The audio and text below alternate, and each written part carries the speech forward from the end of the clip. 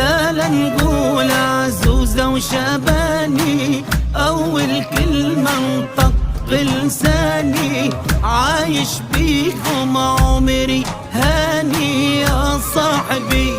الوالدين أمانة نعمة من ربي سبحانه، ويبقى دين صعب ردانا، وهذه نصيحة مني ليك يا صاحبي.